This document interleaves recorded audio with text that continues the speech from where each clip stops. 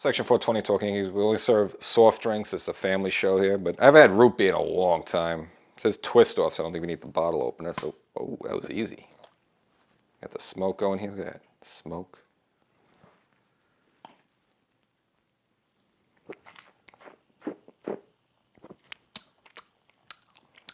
Just how I remember root beer. I think A&W is better, but Stewart's not too bad though.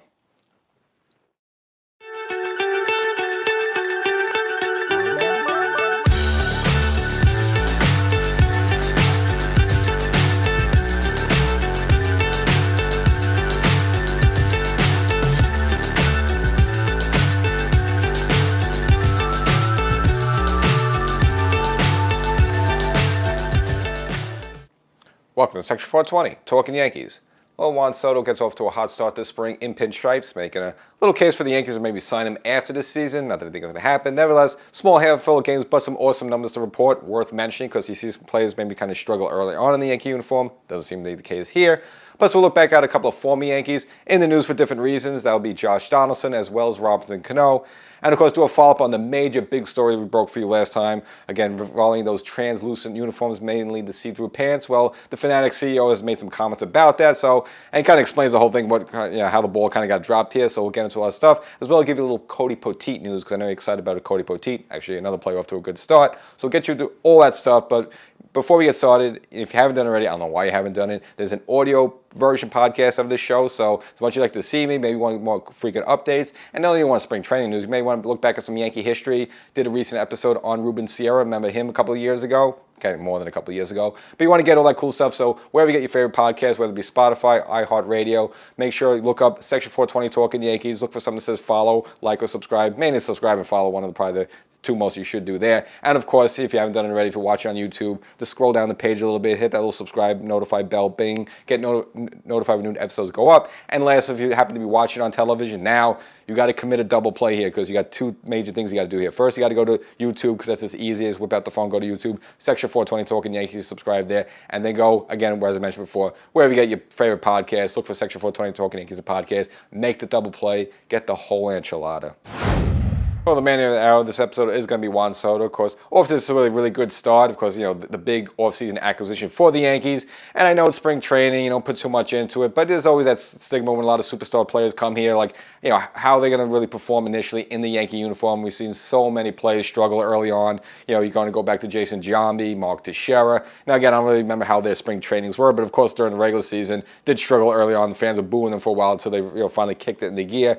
Now, even though we haven't seen Juan Soto yet in the regular season, but just the way he's gotten off in a hot spring training, and you just get the feeling about him that it's going to be the same deal once we start playing some real games, late March, early April there, that it doesn't seem like he's going to be frazzled at all playing in the Yankee uniform. Seems like he's been here for a while. Off to a really good start now. This is just a handful of games, of course. By the time you watch this, it could be a couple of days have gone by there, so you're not going to go too crazy, but this is just based on the first 4 games he's played in spring training here, and rather impressive numbers. So in 4 games, a .667 batting average, which is insane, with 2 doubles, 6 hits, 3 home runs already, 7 RBIs, and a slugging percentage, and that's a percentage, but it's actually over 1.889. So just an incredible start. And again, you just see the way where him and Judge are just getting along. They're like bosom buddies already there. And kind of Soto kind of shed some light a little bit about the whole deal with him and Judge.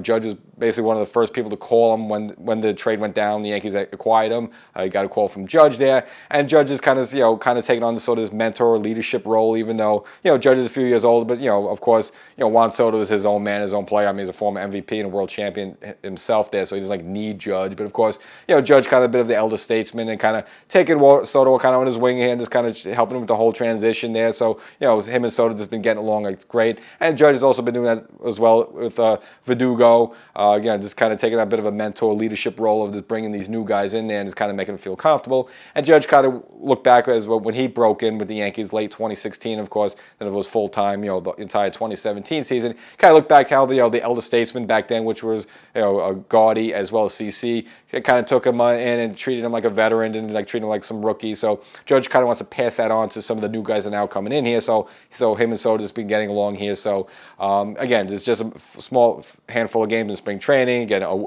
next 3 games could be terrible. Who knows? But you still get that sense there. You see Soto seems very comfortable here, hitting a lot of, and again, not really pulling the ball much. If you see a lot of his home runs like that, a lot of it's either center field to left field. So he's not just being pull happy too much there. He's kind of using the whole field, which is kind of what he advertised himself to be doing. So just off to a really good start there. And you just like to see that. Obviously, we're going to get to some of the other Yankees, such as DJ and Stanton, who haven't had as good of a start there. So, not all roses there in terms of hitting, but at least for Soto, just to see him be comfortable here, and you're very confident that once the season starts, it'll be pretty much the same thing there. And again, it'll just be one of those things where now, if he has a great season, it's going to make it tough for the Yankees. Do they want to re-sign the guy or not? Because if he looks good, has a great season, and the fans are calling for it, it's going to put a little much pressure on him. So we'll see what happens there with Soto. But nevertheless, so far, so good. So, we could kind of get a sense of the way this Yankee lineup's going to look once we do, get into the regular season. Now, Boone has been kind of actually managed them, actually, I think the right way. He hasn't been playing Soto or Judge too much. And it seems like, Boone has like his A lineup and his B lineup, and he kind of flips-flops it. So, like, he plays the A lineup, then the next day gives him a day off, then plays the A lineup, then gives him a day off there. But if you want to look at the A lineup and what this Yankee lineup is going to look like, again, no really big surprises here. But again, just the way Boone has been putting these lineups together so far in spring, you're looking at DJ to be a leadoff hitter, even though he's not yet ideal leadoff hitter, but it just kind of makes sense. Followed by Soto, who's been mainly batting second. And kind of, Boone made the comments even before spring training that Soto's going to probably be 2 and Judge 3. He might flip-flop them, but pretty much you're looking at Soto as your number 2 hitter. Judge, of course, I mentioned number 3. And it's good to see Judge there. That's what he's belonging. He should be a number 3 hitter. I don't like, in the past when the Yankees had these gimmick lineups where like they bat Judge leadoff or bat Judge second. Judge should be a number 3 hitter. Maybe later in his career, maybe he'll become a number 4 type of cleanup hitter there, but he's not a number 1 or a number 2. He should be a number 3, so he's finally in his career where he should be a number 3 hitter. Right after that, Rizzo, you go from the righty to the lefty Rizzo there, like that. And of course, Rizzo with a couple of home runs already this spring. And then, of course, goes to the right-hand power hitter in Giancarlo Stanton. And then, nevertheless, rounding out the order at 6th, it will be Verdugo, left-handed, a little pop there as well. So, righty, lefty, righty, lefty, righty, lefty. So it's almost, that's the ideal way you want to put a lineup together. You don't want an opposing pitcher getting comfortable facing a bunch of right-handers at the same time or a bunch of left-handers at the same time there. So that, that's great there. Now, again, that's really the top 6. Of course, the last 3 there, it's going to be flip-flopping a little bit based on whether Volpe, who's catching, is it Austin Wells, is it Trevino, so, but you're looking at the top 6, that's what you're looking at there. DJ, Soto, and then Judge, your top 3. We've seen Verdugo do a little leadoff hitting, and maybe at some spots, Boone might go there if DJ has a day off, or maybe if the other team's starting a right-hander there, and DJ is really not hitting well, maybe you can move down DJ a little low in the lineup there. But they basically look at Soto 2, Judge 3. That's the way to go about it. Again, I just like the versatility of lefty, righty, lefty, righty, lefty, righty, lefty, righty. That's the way a lineup should be. Now, of course, we have the hot start by Soto, but then we have the not-so-hot start by a couple of Yankees that really need a bounce-back season, and that'll, of course, be Giancarlo Stanton as well as DJ LeMahieu. Again, really the past couple of seasons have been performing poorly, but really, 2023 was really bad for both of them, mainly Stanton, who's batting under 200 there. So, of course, we know the whole story. Stanton dropped some weight there.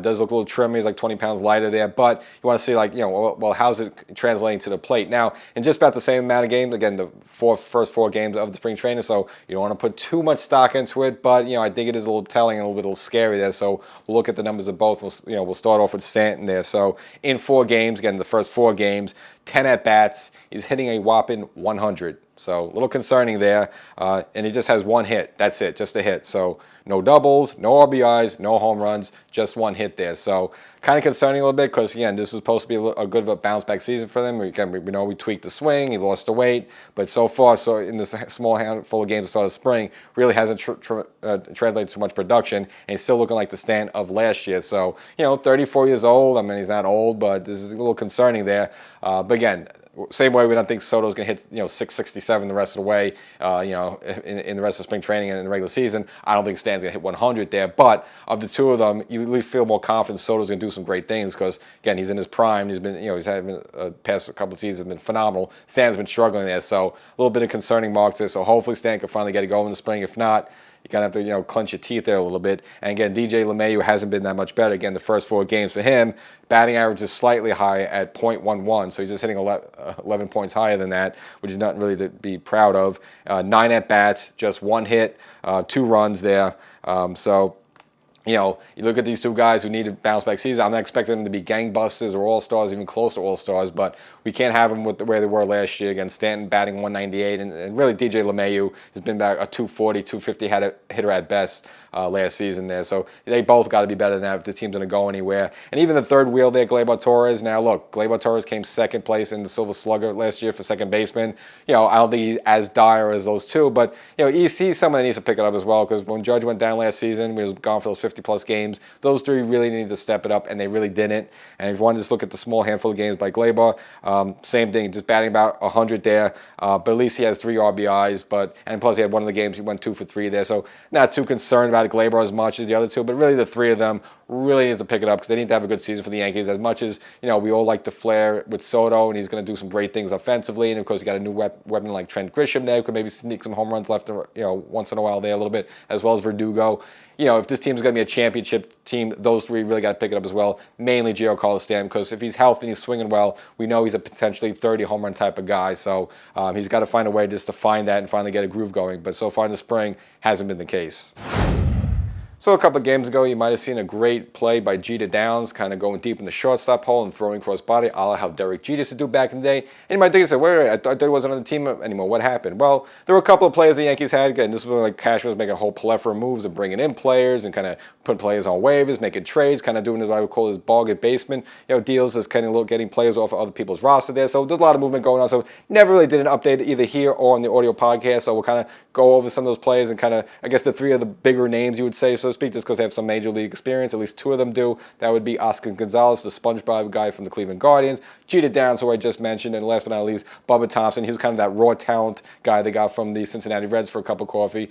So what happened? They all designated all of them for assignments. So at the point, you thought maybe they were just done with in their very brief stint in the Yankee uniform, but that's not what happened. They actually got put on waivers. Now, Bubba Thompson got picked up by the Minnesota Twins, so he ended up going there. But it turns out no one wanted Jeter Downs or Oscar Gonzalez, so they actually made it through waivers. And since they stuck with the Yankee organization, they were put in the minors AAA. And actually, more recently, Jeter Downs was assigned, to go with the AAA team the rest of the way there. So that's kind of the update what happened with them. So maybe at some point you will see them through the regular season. Again, there's injuries always happen, but again, you have Jeter Downs, who's someone who can play third base as well as shortstop, which again may come into play at some point because right now DJ LeMahieu is going to be the starting third baseman, but we know past couple of seasons he has been banged up a little bit here and there, so he is a little bit injury prone. He again had the foot issue about a year ago that he hopefully find out is corrected, but and at some point he could get hurt again, getting 35 years old. So maybe see Jeter Downs more likely at some point. Oscar Gonzalez, I don't know about him just because he's an outfielder, and it seems like the Yankees really have a plethora of outfielders right now. So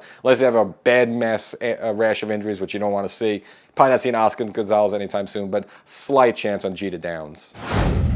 On the injury front, looks like Tommy Kahnle won't be able to at least start the season. Apparently, he's been kind of behind on the workload. Now, this has to do with some shoulder inflammation, and it actually goes back to the shoulder injury he had from last September, which pretty much shut down his season. So really now you're looking at 2 seasons in a row. If you remember when the Yankees signed him to a 2-year deal last season, was also injured and was late to start his regular season, so it's going to be the same case again here in 2024. So nothing really drastic, but Boone has kind of mentioned to the press that again he's kind of behind on his workload and his schedule there, so probably won't be there to start the season. And again, this comes on the backdrop of also learning that Scott Efros a couple weeks ago is also going to be delayed to start his season. That's because he had the mystery back surgery in December, which we just found out just now there. So those are 2 kind of important pieces because this Yankee bullpen, even though it's all right, they still have plenty of arms there, so it's not detrimental. But of course, with the loss of Michael King, late inning, bullpen relief, it's kind of important there. And someone like Kahnle's dependable. Scott Efros, again, when he was healthy with the Cubs, he was kind of dependable there. So those are 2 guys you're going to be without. And probably of the 2 of them, it seemed Kahnle would probably come back before Efros. But those are 2 guys you're depending on, and now they're not going to be there, so you're going to have to look elsewhere. So I don't think it's really that bad for the Yankees. I think they'll be able to get through it. Again, you still have Loizaga. You still have someone like maybe you want to promote like Lewis Heel, even though they want to make him more of a starter. But then you do have some other options, of course, Ian Hamilton as well. So it's not terrible, but again, this is 2 years in a row for Kahnle not getting off to a good start. And it's kind of a bad look. And kind of surprising Cashman actually signed him to the 2-year deal. Again, if he's a major marquee type of reliever, I can see going 2 or 3 years. But, Kahnle's kind of a 1 year at a time there, so it's probably something maybe Cashman's regretting a little bit. So you just hope finally, Kahnle kind of get on track soon enough, and he'll be there at least, pitch most of the season. Now, another one of those options, perhaps replace Kahnle at least early on in the season, could be Cody Petit. Now, you might recall a couple of seasons ago, Cashman traded Joey Gallo to the Dodgers to get Petit there, and you look at the deal there. Long run, it might actually be one that's good for the Yankees, and kind of something you have to tip your cap to Cashman to. Well, so far, Petit in the spring training have been rather impressive. Again, a small handful, but I think the numbers at least worth looking at. So 2 games in relief there, but a total of 3.2 innings there, so it's not really to sniff about him, and 3+ innings there. 14 batters faced. He's given up no runs. He struck out 6 and only walked 1 there. So, 3 2/3 innings scoreless baseball there. Again, I'm not going to go crazy that in a relief appearance there, but so far so good. And again, if Kahnle's not there, really misses any chunk of the season, potentially Cody Petit could be a name there that at least put in the bullpen. Now, I think ideally the Yankees would like him to be a starter. They would like to groom him to be the starter, for the future there. But again, a short-term solution could be a possible, and he's making a case for himself so far this spring. Now, obviously for the 5th starter spot, I think Clarke Schmidt pretty much has that in lockdown so far. Again, been pretty impressive himself to start spring there. So I don't think Petit really in any way, has any opportunity to take Schmidt's spot there. So I think Schmidt is going to be penciled in as the 5th starter there. If Schmidt, let's say, struggled this spring, then maybe Petit could have made a case for himself there. But that doesn't seem the case. If we do see Petit early in the season, it'll probably be in the bullpen. And it's worth mentioning because, of course, the Red Sox, in the AL East with the Yankees, even though they had a quiet offseason, and you'll see as a team that's really going to be competing for an AL East title. But in some of the few moves they made this offseason, probably the big one would be the signing of Lucas Giolito, the pitcher there, to a 2-year deal worth $38.5 million. Unfortunately, it looks like he possibly might have to be shut down for surgery. So they say it's a partial tear in the UCL as well as a flexor strain in the right elbow. So again, they didn't really have a busy offseason. This was kind of the big move they made, is to bring in this pitcher. He was, it was all right, kind of up and down a little bit. She bounced around a little bit last season. But the fact that he might need surgery and be completely shut down, and not that the Red Sox were really going to compete this much in the AL East there, but that was the one bright spot they had, and now they lost, and it looks like he's going to be gone there. Now, this all, of course, could open the door if they do want to make a move for a Blake Snell or a Jordan Montgomery. Now, again, I think Boston looks like they're kind of saving their bullets for maybe next offseason. So I don't think they're going to spend big this offseason. So I would say Blake Snell then would probably be out for Boston. But, of course, we heard, and I mentioned last episode, Jordan Montgomery getting a look by Boston. That at least makes more sense because they don't have to sign him. Jordan Montgomery's not going to be looking for a 5 or 6 year deal like Blake Snell would want there. So they could maybe get Jordan Montgomery for a 2 or 3 year deal there on the short term. And as I mentioned before, Montgomery, him and his wife, again, they have a off-season, winter home there in Massachusetts. And again, of course, we know Montgomery. He's got the red hair. He could grow the red beard there. I think he would fit in. So, due to this injury to Giolito, probably opens the door maybe for Monty to go up to Boston. But for the Yankees, I'm not saying, it sounds like someone you don't fear Lucas Giolito. Of course, he's not Roger Clemens or Kurt Schilling in his prime there. But, of course, this is beneficial for the Yankees if a good quality pitcher is there not available. So in those games against Boston there, at least, gives the Yankees a little bit more advantage of not having to face them. And, not as serious an injury, but it's worth noting that Justin Verlander is going to start the season on the IL list. And why this is kind of important for the Yankees, because their opening series is against the Houston Astros in Houston. Of course, you would pretty assume that Verlander would start either the first or the second of those games there. So the fact that the Yankees don't have to face him actually is good news for the New York Yankees. Well, it makes you maybe not as good news, because if he was kind of hurt, not 100%, maybe you do want to face him. Then nevertheless, traditionally Verlander has hurt the Yankees there, so I would almost rather not face him, even though, yes, he's towards the end of his career there. But it just seems like he always has good games against the Yankees. So as I would say, that is good news for the Yankees. Now, obviously, it would probably be his first start of the season. So at best, maybe he would only go about 5 or 2/3 innings, maybe 6 innings there. So it's not like, Verlander was going to go out there for 8 innings and throw up zeros there. You don't push a starter that early in the season. But even if he's not there for 5 or 6 innings there, and you can face someone else other than Verlander, that's good news for the Yankees there. And it's going to be important because as long as if all these things play out and the Yankees do what we figure the Yankees are going to do, and Houston does what they figure Houston does, they're pretty much going to have a pretty much close record there by the end there. So every win, more or less, is going to mean a lot just in terms of seeding, or your first seed or your second seed versus each other there. So, any advantage the Yankees could get early on there, just get some more wins against Houston, whether just in total their record or versus against them, could just help with seeding later on, where, when you're in those final weeks of September there, you might look back at the first or second game of the season like, wow, thank goodness we have to face Verlander because, again, it might benefit the Yankees later on in September and October.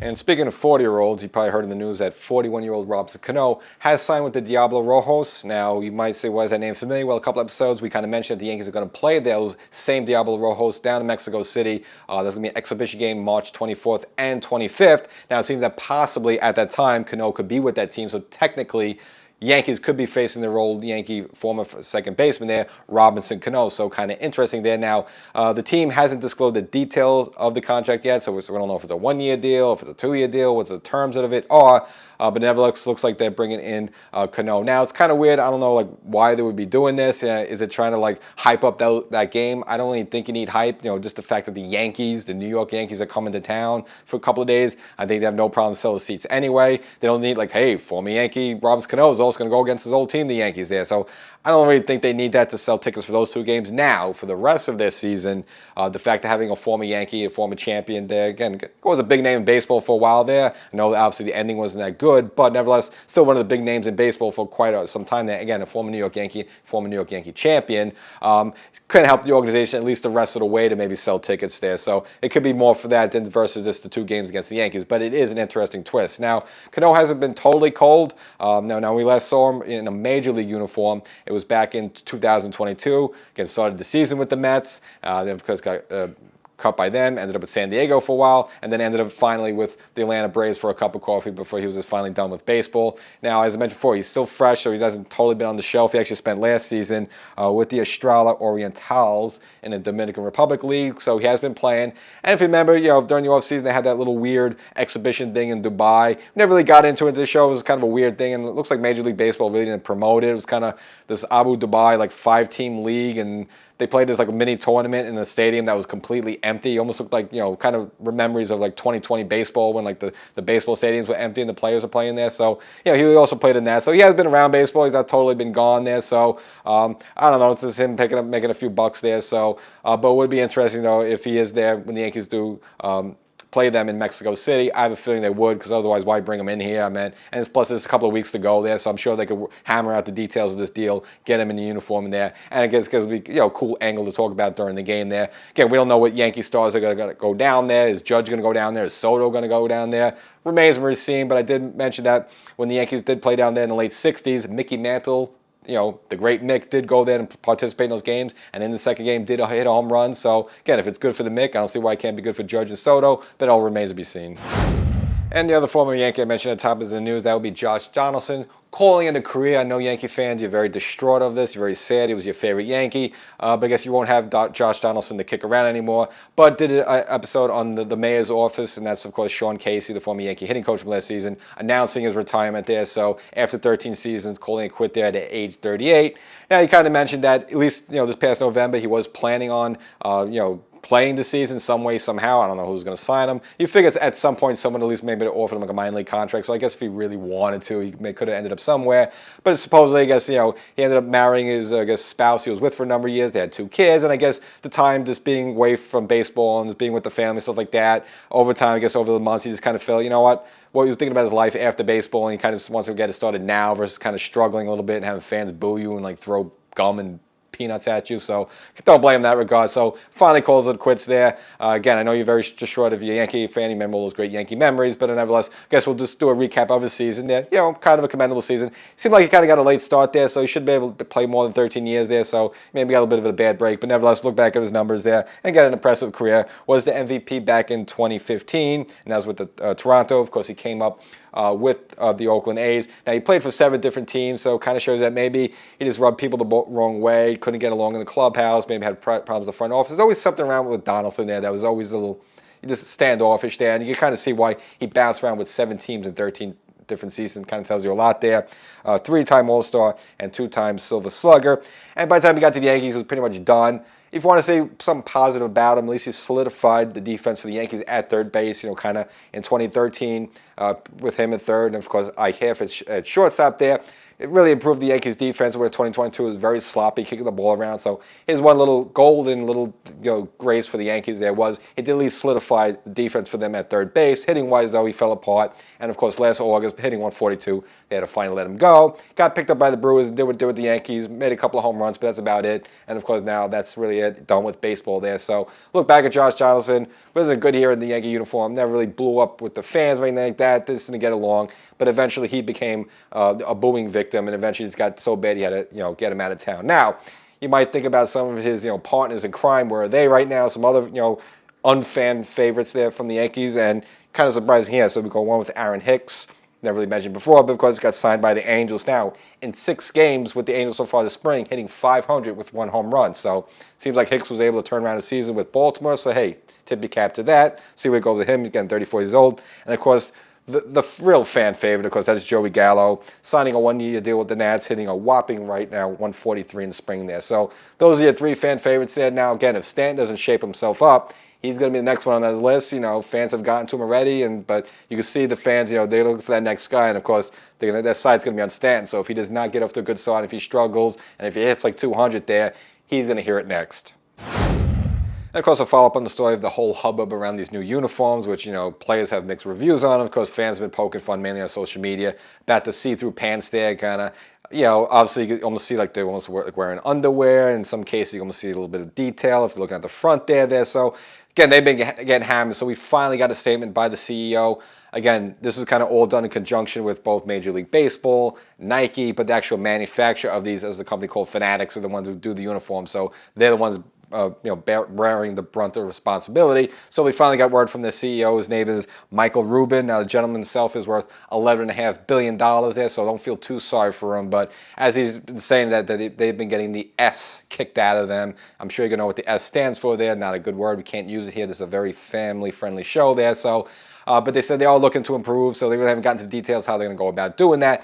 But he basically said that it was basically the messaging was all disjointed between Nike and Fanatics and Major League Baseball, as well as communication with the players there. Again, some players have good feelings about it. Some players don't like these uniforms there. So he just felt that all the miscommunications and gaps there caused an inferior product to be produced there. I guess I don't know if anyone even tested this stuff even before coming out. You figure at least someone would put on the pants a little bit and hey, how do these look? Oh, they look great. Okay, let's print 10,000 of them there. So we don't know who really exactly dropped the ball, but at least acknowledge that yes, they have been getting beat up over it. They want to make steps to improve. They haven't gotten to details they're going to do in that. So at least the first start to improve. And I don't know if they have to redo all the pants, how it's all going to work out. They have to throw the other ones in the fire, maybe donate them to the homeless or something like that. We'll see how it all goes. But nevertheless, he's on it. Now, one of the players we were highlighting this whole spring, of course, that's Spencer Jones. Again, he's the left-handed Aaron Judge, 6'6", but of course he bats left-handed, plays center field. And hit that 470-foot bomb there, and again did get off to a good start in spring training. Well, looks like the Yankees have put a kibosh of, again, not that we thought he would any chance he would start with the Major League squad, but he's going to start the season with the AAA Somerset Patriots there. So again, if you want to go catch that, go catch a few Yankees so you see him. Again, I didn't think he would even make the roster just because the Yankees have a whole plethora of outfielders there, and you still want to develop the guy a little bit. He's made a couple of good plays in center field. He's also had some yips there in center field as well there, so he probably still needs a little bit more seasoning there. But again, he's just a good Yankee, possibly a future Yankee star. And of course, Yankees have Dominguez coming up in the middle of the year, so this guy probably maybe a year or two from now, maybe then you'll finally see him. But right now, he's just going to be a AAA, and it's kind of where it belongs. I'd rather him develop his game there a little bit, get the batting average up, work on being a premier center fielder there. Again, he's a big guy, so if you get a big guy like that who can cover center field, I mean, that's just great, and it's something the Yankees look forward to in a couple of years from now. Or if you're going to make a big trade, and then you at least have a chip like that you could trade and to bring us some sort of big deal. That's the guy you want to develop there in AAA. So that's the right move by the Yankee front office. So that's the episode. Hope you enjoyed it. So Soto hot, Stanton not. Hopefully they can balance it out.